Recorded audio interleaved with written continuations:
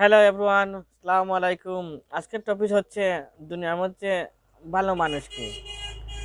ভালো মানুষ হচ্ছে আল্লাহ যাদেরকে হায়াত লম্বা দিয়েছেন, ইমান আমল বেশি করার, ইসলামের দাওয়াত দেওয়ার জন্য তাকে বাঁচিয়ে রাখেন বেশি।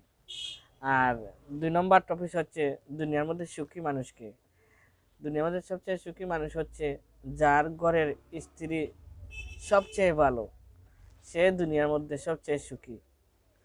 কারণ সারাদিন ক্লান্তি শেষে, কাজ শেষে যখন বাসায় ফিরবে, তখন যদি গড় গড়ের মানুষকে সবাইকে নিয়ে স্ত্রী ভালো থাকে, তাইলে সব ক্লান্তি দূর হয়ে যায়।